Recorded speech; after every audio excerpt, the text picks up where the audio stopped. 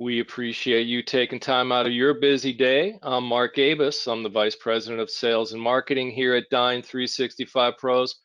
Joining us just a little later will be Ken Farmer. He's our President and Chief Solution Architect. All right, so let's talk about Dynamics 365 Sales Insights. So what is it exactly? So to boil it down, it's about a dozen new features that help you with a number of things, but if we could drop them into like just 4 buckets, this is how I'd explain it. So number one, guided selling. As a seller, what's my next best step? Productivity. Salespeople aren't the best clerks. They're not always the greatest at inputting data into the system. Sales Insights uses a combination of configuration and artificial intelligence to populate the CRM with things like customer names, email addresses, important emails, things of that nature, reminders on important events like meetings, calls, and so on, so things don't fall through the cracks.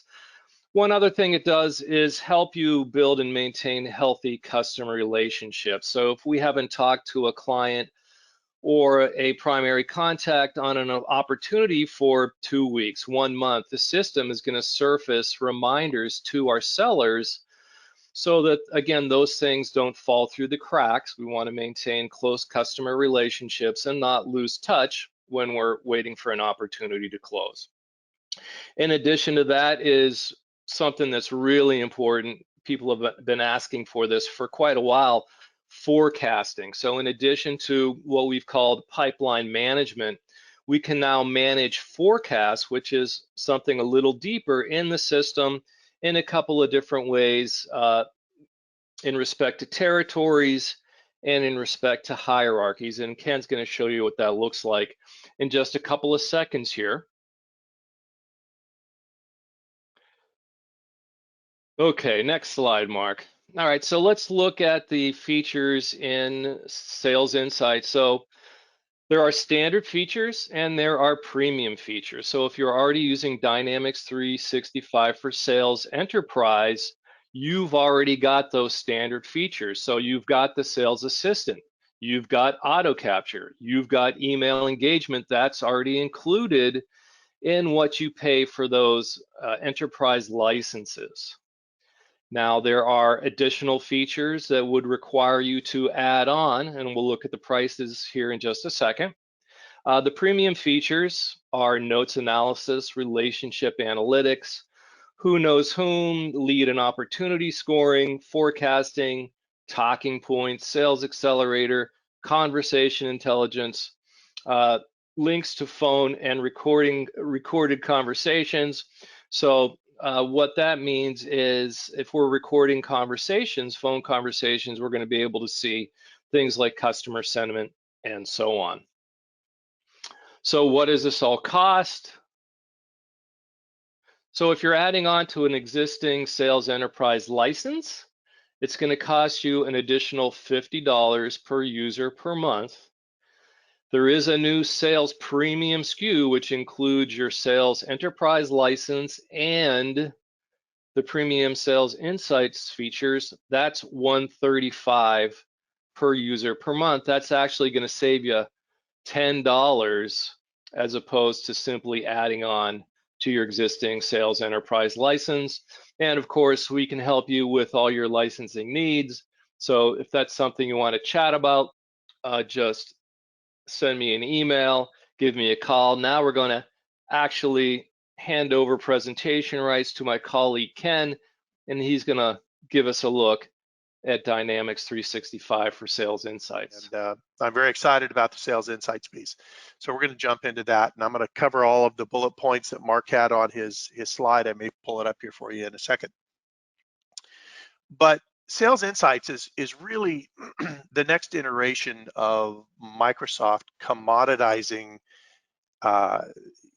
artificial intelligence. So they've been working very hard, spending a ton of money, putting enormous numbers of people behind their artificial intelligence features and functions. And while they have developed a very deep and rich platform for it, what excites me the most when we start talking about things like Sales Insights is this is their customer feature or customer facing pieces of it, right?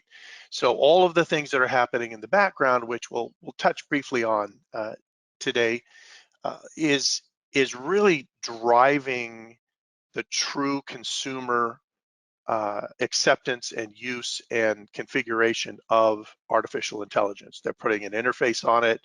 They're putting easy configuration tools, which I'm going to show you a little bit of today, behind it. So this product has really, I think, brought them to the point where not only they have the sales insights piece, they have customer service insights, they have a lot on the roadmap that's going to be coming out here in the next 12 to 18 months.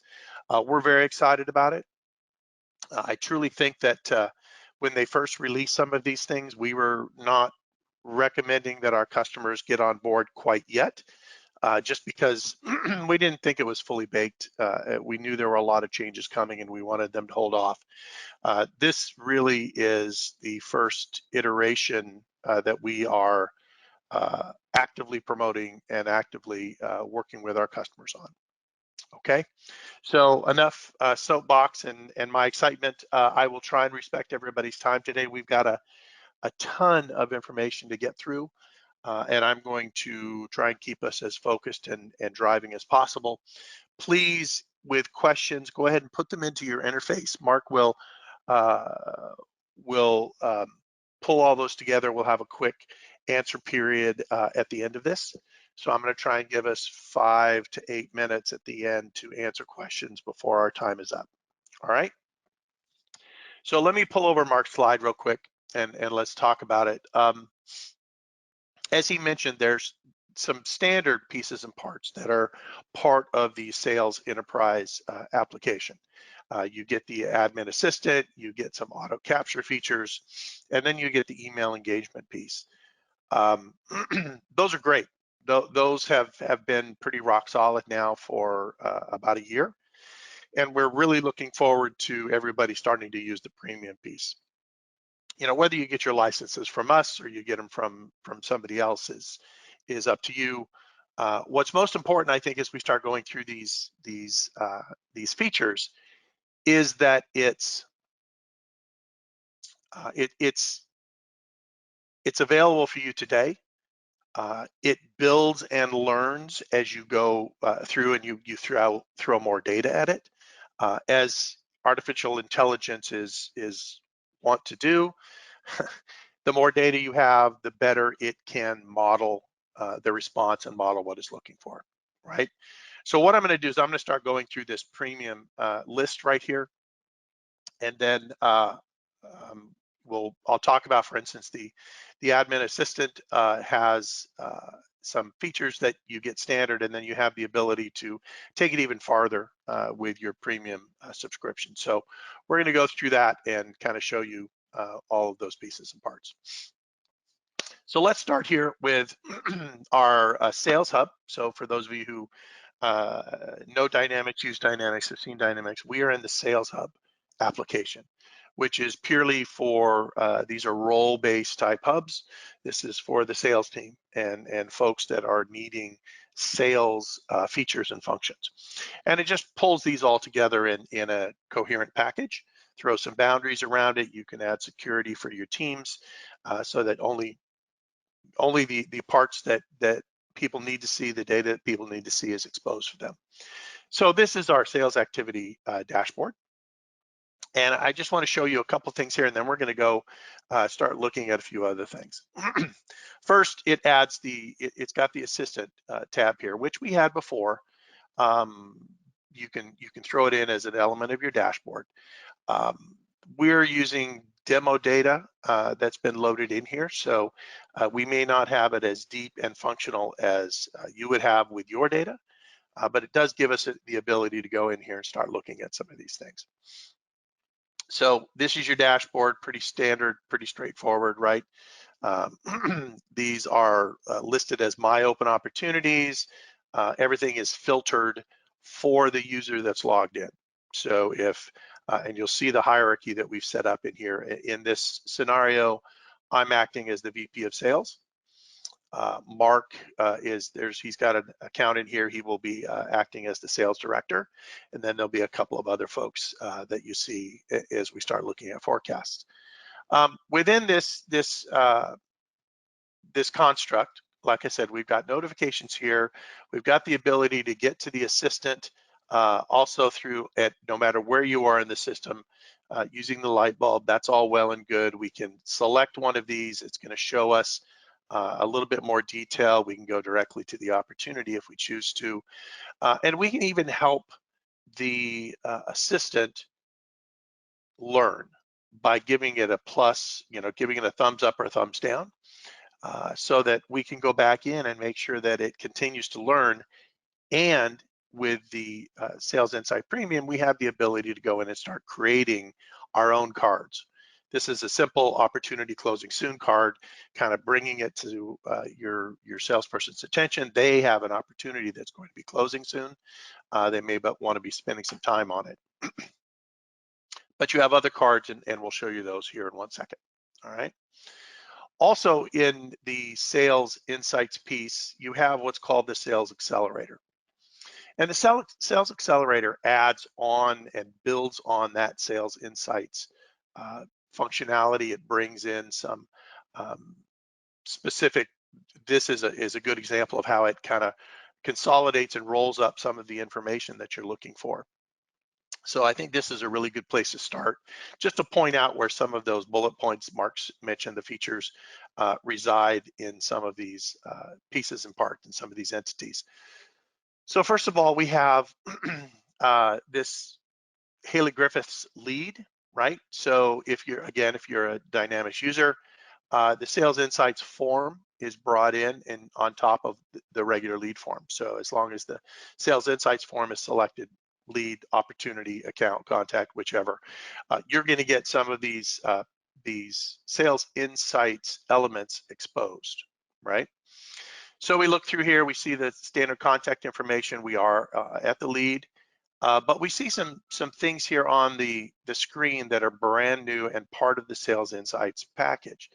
The first is this what's next, right? So this is a sequence that you can configure that kind of takes your folks through a process. Back in the day, we had things, other elements, other ways to do this, but they were a little cumbersome and configuration was tough, and exposing them correctly was a bit of a challenge. In this case, it's basically got this up next, and these are the tasks, activities that you've set up that really drive you through a process. Now, this is at the lead level. There's another that's configurable for opportunities, another that's configurable for accounts. So you can really set this up as needed. In this case, we've got basically 5 steps. And I'll show you those steps when we get into the configuration. This is the introduction email. We can go ahead and pop it open. We can mark it as complete. And then there's a wait stage that happens after that. The introduction email is based off of a template. You can adjust it. The salesperson can adjust it as needed before it goes out. And you're really kind of walking them through. It's not a full drip marketing campaign, if you're using marketing automation. However, it is something that's in front of the sales rep and gives them some measure of control. And it can also be set up to be run automatically in the background, so you don't necessarily have to rely on your salesperson to walk you through it. The system will walk you through and will give them, show them some of the things that are happening. Okay, so that's the first piece of that. The second piece is this lead score. And you're going to see when we get to opportunity, there's also what's called an opportunity score. And this is where the artificial intelligence in the background is really starting to dig into your data, right? So you've set up some of these scoring features, and it'll give you the information here. I'm going to go ahead and click details, and it'll give us a little bit more information here, and it'll basically show that this lead score is low. You've got an average, a C grade, and it's in decline. And you'll be able to see when there's more history. We've got just a short period of history because I reloaded the data yesterday, day before.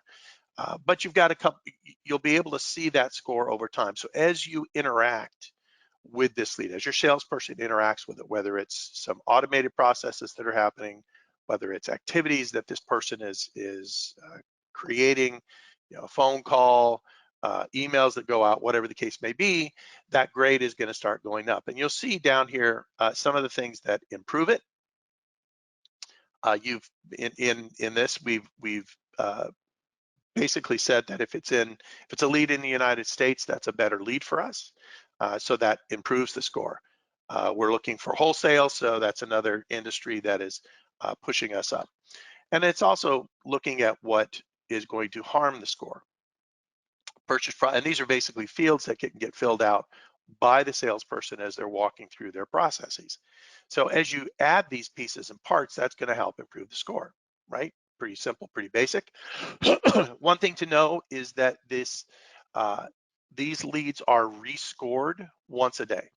The schedule is set up so that if a person goes in today and makes all these changes and adds the time frame, the purchase process, adds a budget, adds these other things that are going to increase the score, they're not going to see this score go up instantly. It's going to happen the very next day. They'll walk in and they'll be able to see this. All right. So that's a great way to help really start building those relationships and understand as you're looking at your leads, the high quality, high score leads are the ones that the salespeople probably want to drive through, or they can go in and start looking at their low ones and try and bring those back up. You have to decide with your own processes how important it is for each one of those. Where are you going to set the priority of the time they need to be spending? So it really gives you some additional areas of improvement to talk to your sales reps for and help teach them and really turn these into teachable moments and spend the time. Okay. So let's look at some of these other pieces that are here. Excuse me.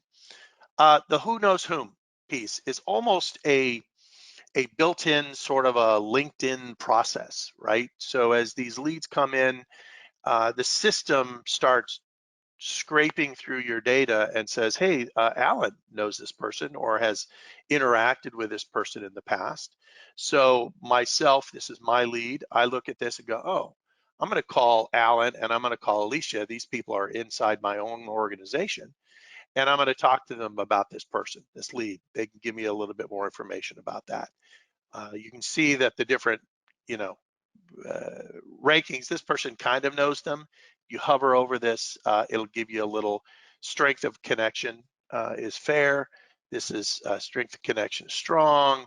This one down here is pretty weak, right? So it gives that person a leg up. It starts giving them more information about who they can talk to within their organization, perhaps, to further this lead, to qualify this lead and move it forward. So we have the assistant down here. Because this is a new lead, the assistant doesn't really have any suggestions yet. But as you interact, as you see emails perhaps that don't get opened or other things that are happening, the assistant is going to pick up on that. Certain things like a competitor might be mentioned in an email, and you've got that competitor listed in the system, and the assistant's going to mention that as a concern. The assistant's going to pick up on the fact that, hey, on this email, they mentioned your competitor, so you might want to follow up on that and see what's happening there. And then we'll go down a little bit farther. You can see this is where we talked about the relationship up here. The lead score is declining. Well, the relationship is declining, and that's what's helping to add to that a little bit.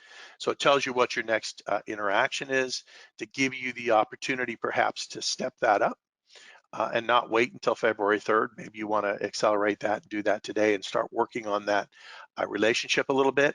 So one of the nice things that I want to point out is you'll see these throughout the system with the sales insights. You're going to see these little exclamation points in circles. And this gives you some information about what is happening with that feature. So your sales team has the ability to go in and say, well, shoot, I don't remember exactly what it is that I have to do to improve that relationship. So I'm going to go ahead and just hover over that. You can kind of see a little bit of the information there. All right. And then further stakeholders, and then you've identified a competitor against this against this lead. The last thing on this page, two things I want to talk about. Um, the first bullet that Mark showed you is the notes analysis. And what that is not just on the note as an activity, but any of the activities where you've taken notes within that activity. So for instance, this is a phone call record.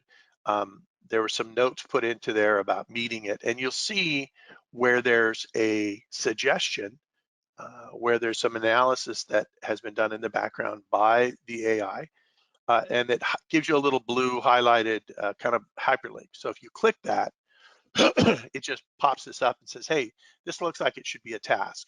Should I create a task for you? And you can go ahead and click create, and it's going to go ahead and create that task. And you're gonna be able to pop it open and take a look at it. It's bringing it full screen, and I have a huge screen here. But it links it back to the lead record, and it gives you some information. You can further add this additional information to it. So it's another way for that salesperson to kind of keep themselves on track. This one is same thing. It's a task suggestion. You'll see other analysis as it gets more data, as it starts learning against your data. It'll be making a few more suggestions for you. Okay. The last thing I want to show you here, and again, this is throughout all of the entities that might be related, is this relationship analytics tab. This has been added to the Sales Insights forms, and you'll see that, again, lead, opportunity, contact, account, and it sort of gives you a summary of what it's finding in the background. And you may have more than just 4, just hit the arrow, it'll move you over. So you've initiated 3 more phone calls compared to the customer. So you've reached out to them as opposed to them reaching out to you. It starts looking at time that it thinks that you put against it and times to respond. And so it's scraping your data. It's pulling this information up. There's not a lot of extra configuration that you have to do to pull these up, although you can further refine them within your setup, within other pieces and parts. So you can also compare the interactions with the customers, right? So emails by us, emails by them, phone calls by us, meetings, all of those activities get analyzed and graphed for you, so you can kind of see not only the salesperson can see kind of where they might need to spend a little bit more time, but their manager has access to this data as well and can pull in and take a look at it, right? This is a great example of as you start building more data, you start getting much more actionable tasks and action items to do to be able to improve your relationships, right? So this is just a great little dashboard. It's can be done by the record or it can be done by the salesperson. Okay. Same kind of thing, I just want to pop over here. This is a kind of a list of the work that I need to do. This is at the opportunity level. So instead of pulling up a lead, it's actually in the opportunity itself. And we can see there's a whole nother opportunity nurturing sequence that's built in here. Same kind of steps, 5-step. You can see the opportunity score is moving up. We can see what the score has been, same kind of thing. And one of the things that you can go in and take a look at that I think is great for the education of your teams is, as you have introduced it, you can go in and say, hit the about under opportunity score, and it tells you kind of how it works, what does it mean, and it gives them additional information so they can understand their data better. One of the key differentiators, I firmly believe, over the next 2 years, 3 years, 10 years even, is going to be the understanding and analytical side of data. Everybody's going to be successful or not based on how they understand their data and how they're representing their data. We've moved from, gosh, we just need to get the information into our CRM system so we know what's going on, to Now let's take that data and really truly be able to either analyze it on an ad hoc basis or teach the system to analyze it for us. And that last part is, I think, the most crucial and the biggest differentiator for businesses moving forward. Okay, I'm going to get off my soapbox there. All right, so that kind of gives us a really good, you can see the same pieces and parts, right? So these are the same things that we would have seen on the lead. Here's the relationship, here's the interactions, here's your sequences, and the relationship analytics here, same thing, but this is on the opportunity itself. Okay. All right, so let's move into some of the configuration. I want to show you how these pieces and parts are managed, how you're going to go ahead and configure them. This is, for the most part, is an administrator function. And it can be done really at the sales manager or even VP of sales level right now. So the VP of sales can go in here with the right security and be able to say, well, I need to up our game a little bit around our analytics. I need to improve talking points. I need to set up some new cards. Perhaps I'm going to need some help with this. So they can go in here and start looking at this. I would recommend that you have somebody who knows it, an administrator level person first, and then that person can help turn some of your key people into power users. And that at that point is when you really start getting um, really competent around analyzing your data in a way that makes sense. All right, so here's all the pieces and parts, right? Here's the Assistant Studio. If we go to Insight Cards, we can see that here's some of the new, you can see that they've got a little new feature to here. So these are new ones that have come through. I have the ability to go in and edit, for instance, this card. And I can see that what's in this over to invoices, the description on it. I can move over here to the settings side. I can see some of the security roles and such that are there. I can also see that this is a high priority and that it's on. So you have quite a few of these that are part of the system that are going to be here for you. And you can also create new cards. And the new cards are, you can start with a template or you can create from blank. The assistant cards should be built not to hinder or not to get in the way, really, of what the salesperson is doing, but should be there to help them. And I want to caution it. It's almost like when we do implementations and a customer asks us to do 30 different email notifications internally.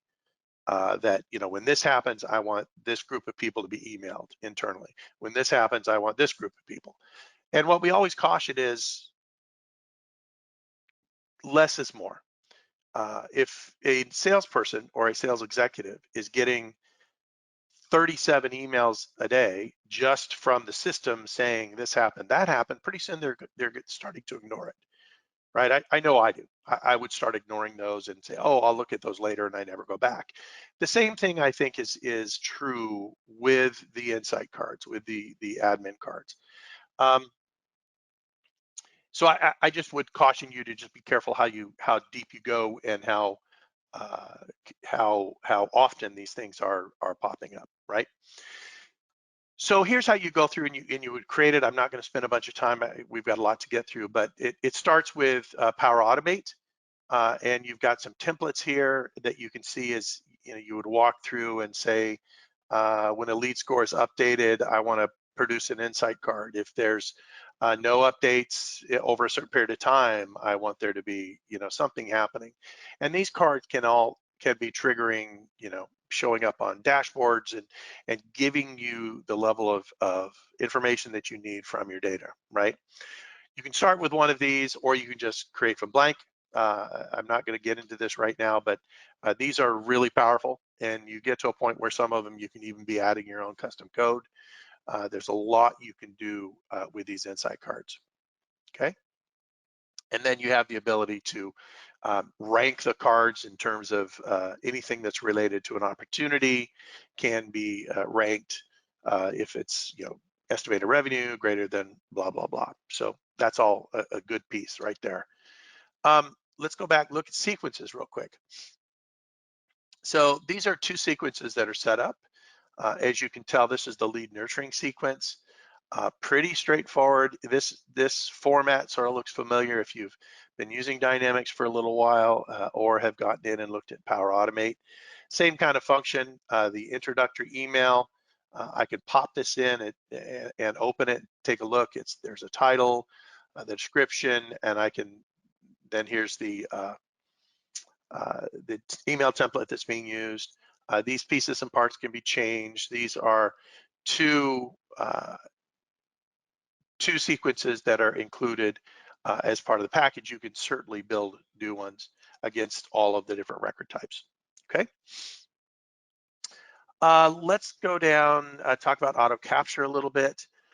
This allows you to be scraping emails and some of your other records to see if there's additional information that needs to be pulled into the system. So you're looking at emails, meetings, contacts, and this is part of, it'll give you a list of either activities or perhaps potential contacts that you want to bring into the system. I'll show you that when we get back to the other one later. Here's the notes analysis, which is really just turning it on. There's no configuration there yet. This is one of the newer features, so we're expecting that in the next iteration, perhaps in the fall, we're going to see some additional configuration there. Relationships insights. This is when we start getting into some of the different analytics, the different influences on the relationship, where you can say, this is emails I want to make stronger, a more important piece of that relationship health. Phone calls, not so much, or meetings, not so much. However you decide to do it, you have the ability to go in here and make those configurations. And here's the three categories, right? Good, fair, and poor. I'm going to put a score in here, and it's all based off of how you're going to configure these moving forward. All good things. With it, each iteration we see additional pieces and parts that we can start configuring. Talking points. This is something that I don't see most sales teams using this unless you're really just dialing for dollars and you've got a young team that really kind of is learning sales and learning interactions.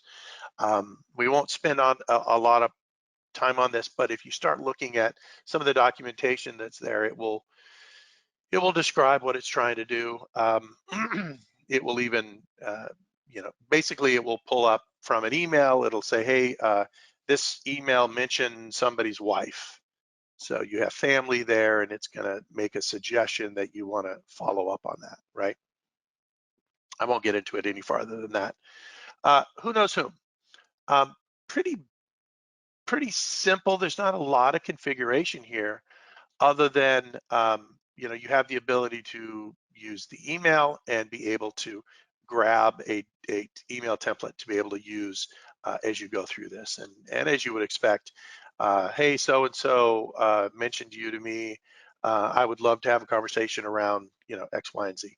So this allows you to act on that who knows whom set of information that it's providing for you. Now let's get into some of the things that I think, in my opinion, are some of the most important pieces and the most bang for your buck with the Sales Insights per subscription. Lead scoring is pretty straightforward. It does give you all kinds of different options and filters and the ability to go in and start creating some of these, right? You basically are building a model. You build your predictive model, you set the pieces and parts that you're looking for, and then you'll see here down at the bottom, right? You need to be able to it needs to be able to learn. It needs to be able to start building some of these predictive scores.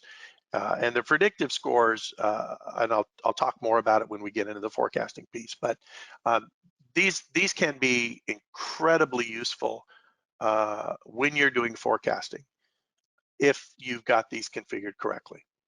Okay, same thing with opportunity.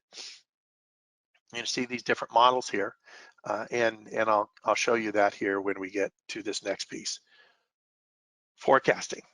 So for years and years and years, CRM systems have been the quote unquote system of record, but they're the system of record regarding data today and data before today, right? There was really no thought necessarily to what does this data say today and before today? What does this say about a month from now or 2 months from now? And that's where, people were starting to look at other tools to try and do forecasting. We had a lot of folks downloading the data from CRM into a spreadsheet so they can try and do some forecasts and get a good idea of where they need to go and who does a great job. So real quickly here, we have, you build a forecast. In this case, this is a forecast that was created for Q1 of 2021, okay? And you walk through these steps when you create each forecast. There's some general information that you provide, the roll-up entity, are we doing a user, how you're gonna basically build this, the forecasting period, and it walks you through each one of the steps that you need to create your forecast. Permissions, the layout, how do you want to look at this data in your forecasting, which we're going to look at here in just a second. Which columns do you want? The prediction column, which is where that opportunity scoring came from, or the prediction. It's got to have some information. You may see an error message because we just really kicked this off yesterday, so it doesn't have enough data and enough time to start building the predictions that you need. This is a learning tool. It learns, it teaches itself, and it produces this prediction number here in this column, which unfortunately is 0 for today's demo, just because we don't have enough data and enough time. But it predicts takes what's happened in the past with the data. For instance, you may have a salesperson who waits until the last week of every quarter to close everything as one, right? So that's what they do. The system picks up on that. So even though that person doesn't show that a lot might be closed, it predicts based on their previous behavior what might be closed by the end of that period that you're forecasting. It's awesome. We've seen some great results from that, and so just keep that in mind as we look at it. But it walks you through. Here's your layout. If you want to further filter the data, maybe you want to filter for this. You want to add a filter that says only filter it by this business unit or this group or this territory. You can build these specific to whatever you decide to filter it down to. Drill down gives you some other options here. We can drill down during the forecast by the entity, by some sort of an option set. So we can go through here like a budget. We can go ahead and drill down by that. We can do a lot of different pieces and parts. Again, this is pretty configurable. We're going to move over here to snapshots. I didn't mean to save that. Sorry, my bad. Okay, that's what I wanted to do. It's not change it. Yeah, all right. So then you have that's the drill down. Yes, thank you. Let's go to, and then you've got the ability to create snapshots. So because I made a change to this, we want to go back. Sorry about that. I jumped ahead, I was too excited.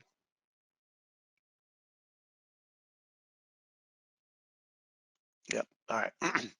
Let's go through here. So finish this up and then we'll look at the forecasting itself. Snapshots. this is a huge thing that for years we have had to build something manually. I first built something for a customer probably 7 years ago, and they basically wanted to see their pipeline and see all of the data around that pipeline historically. They wanted to be able to say, okay, yeah, today is January 28th, 27th, whatever the day is today. However, I want to look at what the pipeline looked like a month ago or 2 days ago or last week. And we had to build that. And it was a lot of work, and it worked pretty well. But now in terms of all the forecasting pieces and parts, you've got all of that, right? You have the ability to go in and add those and get those. We don't have those snapshots to show you today because the data is not old enough yet. But you can pick it by the day, by the week. You can really drill in at any point in this period that you're looking at, right? And then last, you go in and you add the actual quotas. You would go in and say, okay, Ken's quota is this, Mark's quota is that, and we'll look at that here in 2 seconds, okay? So that's forecast. That's how you set up your configuration around forecasting. So now let's go back and look at what forecasting really is going to do for you. So the forecasts, they're going to feed what you're doing as you and break it out as you need to see it, right? So this is that prediction error. You can ignore that. Don't worry about it. And you have a couple of different ways to see it. Now, we don't have trends because the data is not very old, nor the flow, but we can go in and basically see all of these different forecasts, where they are, and you can see quote as well. So in this case, as I mentioned, I'm acting as the VP of sales. Mark is a sales manager or a sales director, and you can see the hierarchy. Mark reports to me, Aaron reports to me, and then Mark has himself, and then he has one other person, maybe an inside person, that is part of his quota, okay? So you set these quotas individually within that forecasting process. And then these are run directly off of what's happening in the opportunities, because this is an opportunity forecast. You can see the forecast numbers, and again, that it tells you forecast is committed versus won, and I'll show you that here in 1 second. Best case, and then pipeline, and these are all added in here. These are statuses in the opportunities. The prediction is what I mentioned before in terms of how to, even though we've got all this information, the system is going to predict based off of previous performance. Then you've got some gap, and then what the pipeline percentage is covering, right? So that's all well and good, but let's drill into some of this stuff, right? I want to take a look at Mark specifically. Excuse me. And by clicking on Mark's line here, I see the breakdown of everything that he's doing. I see all of his opportunities in this quarter, estimated close dates, actual revenue, blah, blah, blah. But I also have the ability to go in and edit these in line. So this is an action grid to give you the ability to go in as a salesperson. Mark's looking at his opportunities and he's going, well, committed, this is how it works. This is just in the pipeline. Best cases will may close this. Committed is I've got a verbal, right? One lost is actually you've closed the deal. So that adds to what's happening here in your pipeline. So with Mark, I can go in here and say, okay, this is no longer pipeline. And let me, before I do that, pull it down so you can see Mark again. I can go ahead and make this change right now. This is moving from just a pipeline opportunity into best case now. So you'll see these numbers move, and it highlights which numbers move for you. It moves Mark's group, Mark's individual, Mark's group number, as well as the top line, my group number. And it does that automatically for you. And then it recalculates the gap. So the gap between, because we haven't closed anything yet, so the gap is the quota. But that would go ahead and get reconfigured as well. So we can go ahead and make these changes. We can change the close date. We can close the estimated revenue. We can, from here, pop this opportunity open, look at everything in there, be able to get the score, take a look at it just as we did before with this form, and go in and directly look at this, add some activities, work with it as we need to here, then get out of it and move to the next one if that's what we need to do. This is incredibly powerful in terms of you changing how you're slicing and dicing the data, looking at your actual forecast in terms of what's upcoming based on the opportunities that might be in the system, where they are within their pipeline, where they are within the different forecasting categories that you can either manually apply or automatically apply through workflow. If certain things have been accomplished, certain check marks or data been entered or something like that, the forecast category can be automatically changed using workflow and flow, of course. All right, so you also have the ability, as of a little bit ago, they added in the Kanban. So if you don't know what Kanban, how Kanbans work, it's basically taking the data and looking at it, sorry, there we go. Looking at it as a what's called a Kanban board, right? So we have all of these are the different opportunities with the cards listed for each one.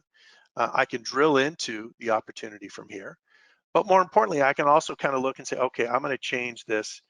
This revenue here is actually going to be $16,000. I can change it right there on the card. I can change that, and I can move that over and say, all right, you know what? That is now committed, and I can drag and drop it. Oops, sorry. And it's not doing, oh, because Mark's the owner, sorry.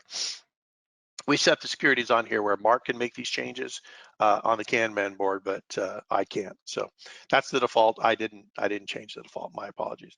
But Kanban boards give you the ability to really kind of look at your data a bit differently. People work differently, and that gives them a great look, all right? And then we can go back and look at it as an actual table. So forecasting is huge. The ability to, and we'll kind of jump into here too, from the grid, we can see we need snapshots. We don't have enough data and length of time in data to get those snapshots. And once we do, we're going to be able to see the trend chart. And we're going to see it at the entire group level. We can see it by each person. We can kind of see the direction and showing that we're getting closer to quota as the quarter goes through. And then the same thing, the flow is just a different chart that gives you a different look at what's happening and where that might be going. And I believe the flow chart brings in the prediction model as well. So you can really kind of see where your forecasts are going and how your sales is being, so your sales team is doing. All right. And you can see up here where we don't have enough information to see the grid, but the powerful part about that is, like I said, looking at it, you're in March and you're like, well, I need to see where we were at the end of January.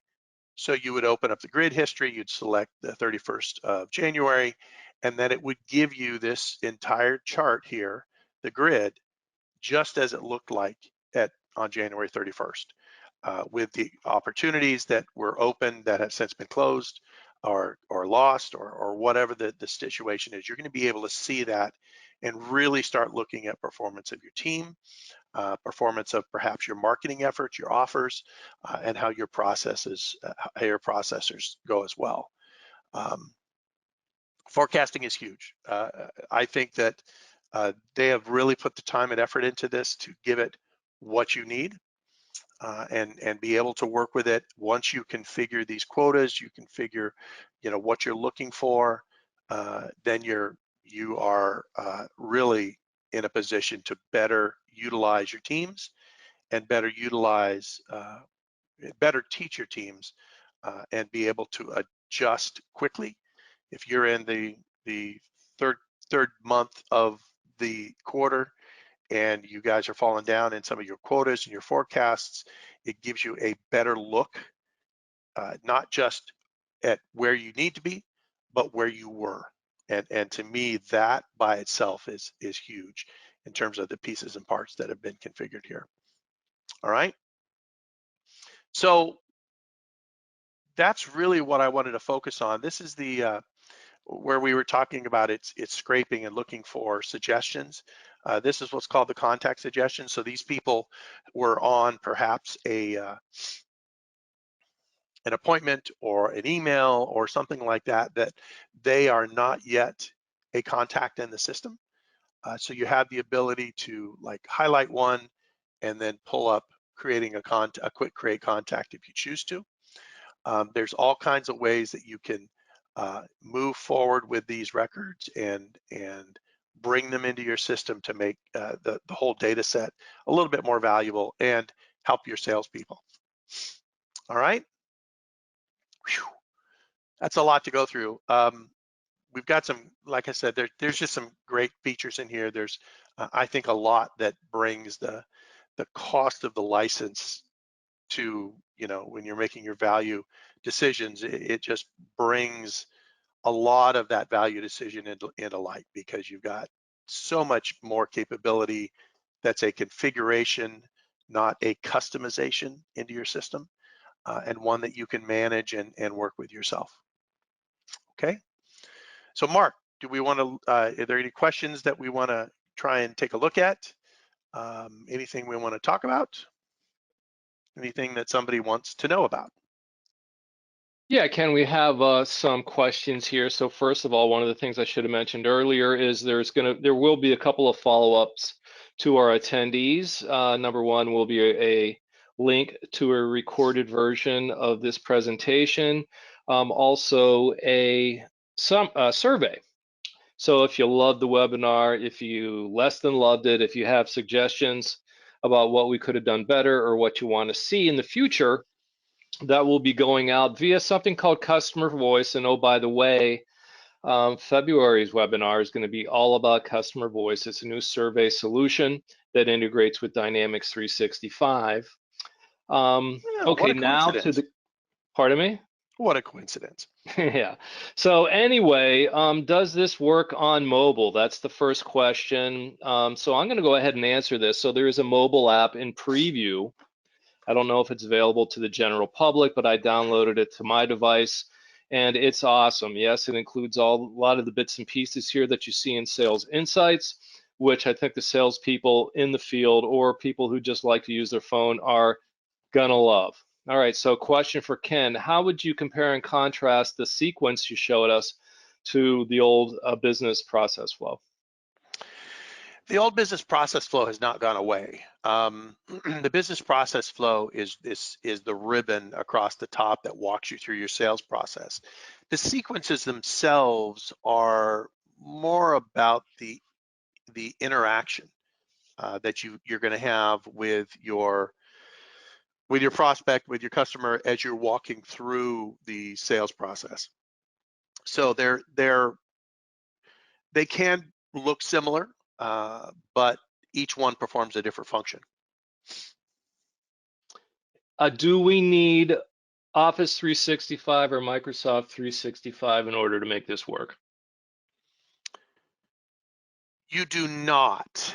However, having that Office 365, Microsoft 365 subscription pulls in a lot of pieces from being a heavy configuration type of a process to a point and click, turn it on, and all of a sudden your email is working with the system and other pieces and parts. So we have customers that use G Suite and it works fine, but the configuration to get that working fine was a little bit more of an effort. Whereas Office 365 is all together, and you've got single sign-on and all of those pieces just are built to work together out of the box. Next question. This looks like a little more than we want to tackle internally. Can you guys help us with this? So I'll go ahead and answer that. So we're actually working on